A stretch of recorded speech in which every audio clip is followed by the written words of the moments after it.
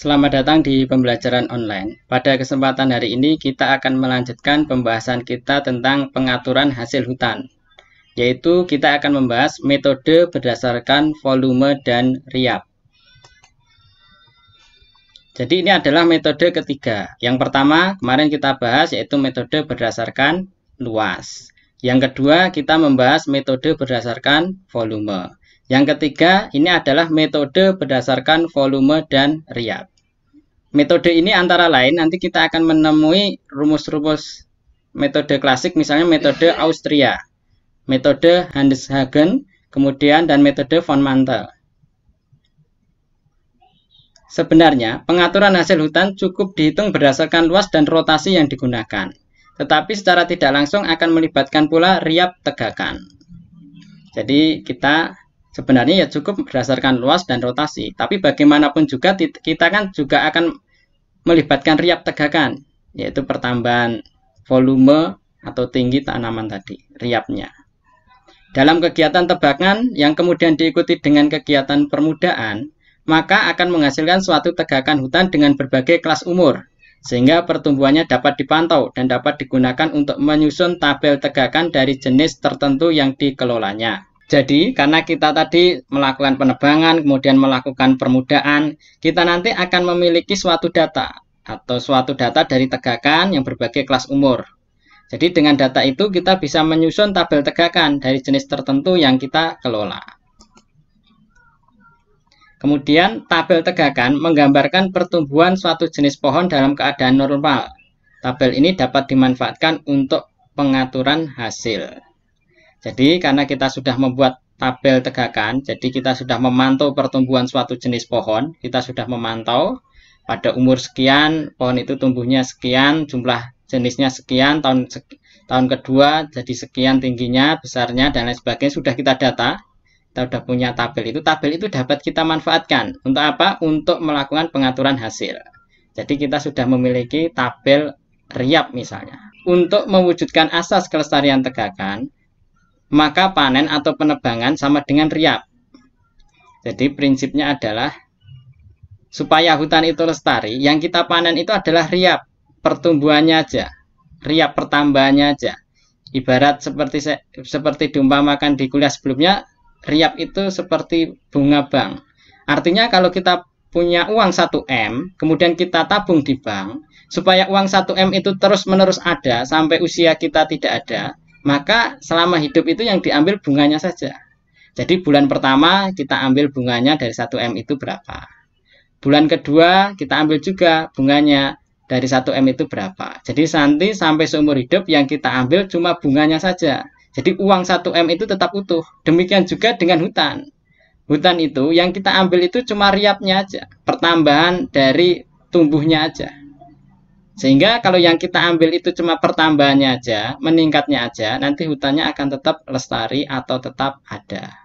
Sehingga perlu cara yang tepat untuk menghitung volume riap dalam jangka waktu tertentu dari suatu tegakan yang ada. Ini yang kita bahas metode berdasarkan volume dan riap, yang tadi adalah metode Austria. Jadi usul penggunaan metode ini didasarkan pada dekret kerajaan yang diumumkan pemerintah Austria tanggal 14 Juli 1788. Ini awalnya seperti ini metode Austria. Tujuannya adalah agar hutan dikelola ke arah kelestarian hasil dan membentuk hutan yang mendekati normal. Jadi tujuannya supaya hutan itu lestari, tidak rusak, kemudian dia mendekati hutan normal. Bagaimana konsep hutan normal? Sudah kita bahas di kuliah sebelumnya.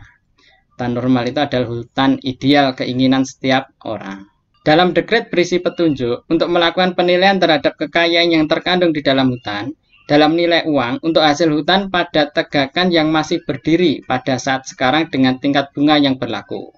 Dalam pemikiran untuk mengumpulkan pajak dari hasil hutan. Jadi metode Austria, yaitu metode pengaturan hasil hutan ini dikenal dengan nama, ya ini Austrian ini, Cameral Valuation. Kemudian rumus untuk menghitung hasil kayu tahunan dalam metode ini adalah, ini rumusnya. Jadi hasil panen tahunan adalah riap tahunan nyata. Jadi ini riap pertambahannya tadi. Jadi hutannya itu sudah bertambah berapa? Berapa volumenya sudah bertambah berapa? Kemudian nanti ditambah berapa? Yaitu volume aktual dikurangi volume hutan normal. Kemudian dibagi R rotasi. Jadi ini VA, volume tegakan persediaan nyata. Ini volume tegakan persediaan normal. Jadi ini volume nyata, volume aktual, ini volume hutan normal, ini dibagi rotasi. Ini adalah metode Austria. Dari rumus di atas dapat dilihat bahwa pengaturan hasil diarahkan agar tegakan mendekati susunan hutan normal. Jadi kalau kita lihat rumus ini, jadi rumus ini adalah perpaduan antara I itu kan riap tahunan, V ini adalah volume. Jadi metode ini berdasarkan volume dan riap. Jadi metode Austria itu berdasarkan volume dan riap. Di sini ada riap, di sini ada volume. Dari rumus di atas dapat dilihat bahwa pengaturan hasil diarahkan agar tegakan mendekati susunan hutan normal. Apabila volume tegakan nyata lebih besar dari volume tegakan normal, maka hasil panen lebih besar dari riap dengan cara mengurangi growing stock. Sebaliknya, jika volume tegakan nyata lebih kecil dari volume tegakan normal, maka hasil panen lebih kecil dari riap karena sebagian riap ditinggalkan untuk menambah growing stock. Jadi ini konsepnya.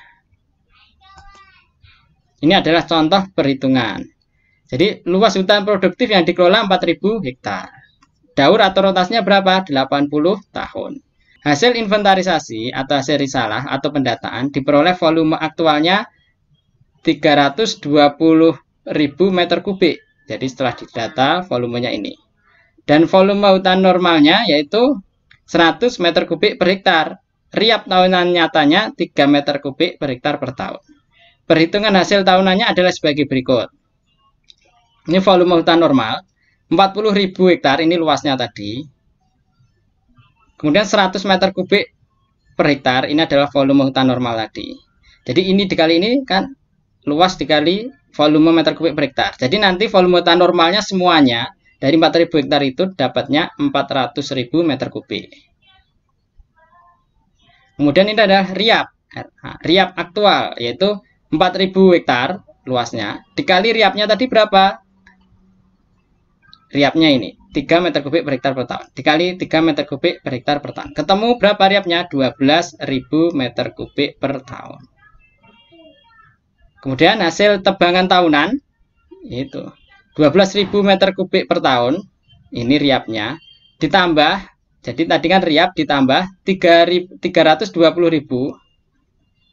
Ini 320.000 ini volume aktualnya, hasil pendataan di lapangan 320.000 dikurangi volume hutan normal 400.000. Hasilnya berapa?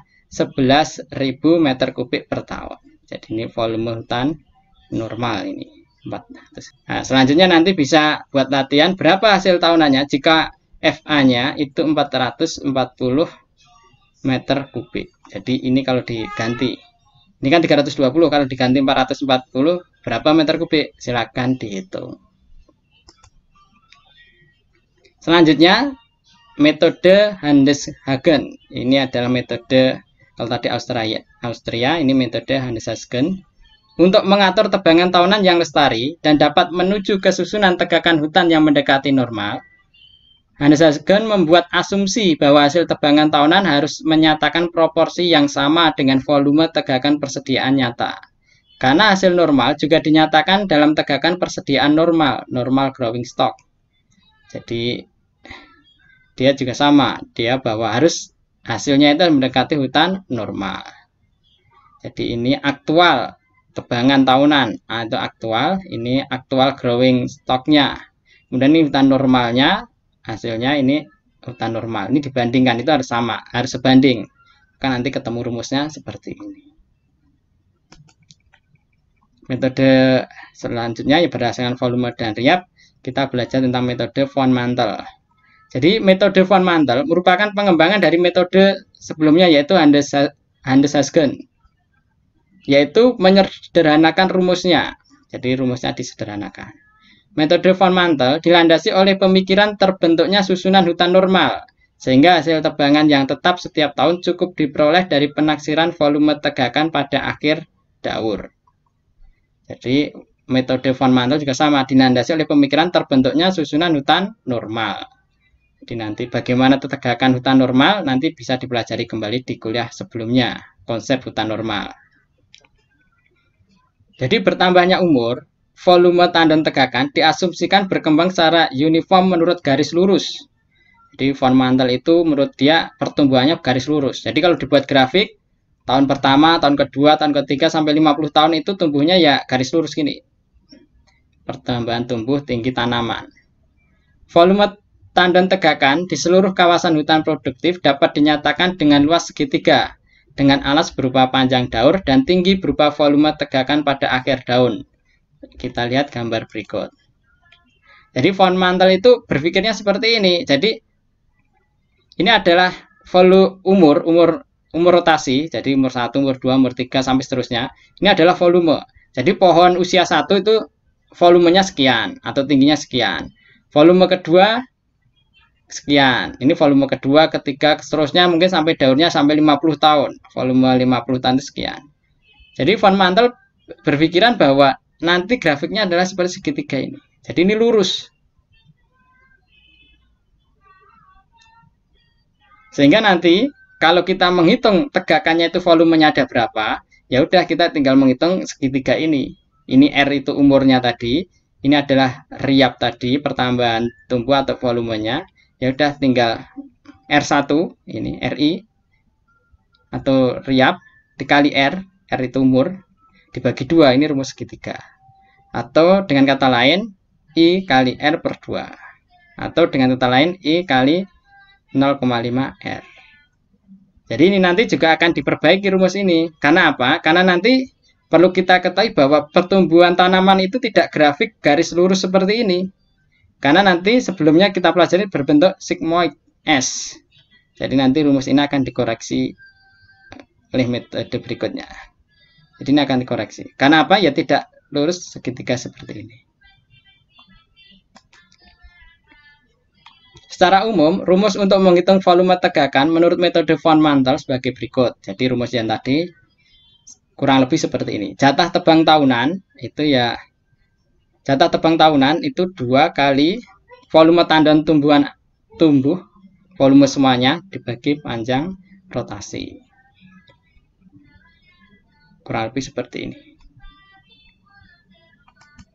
Ya, ini contohnya.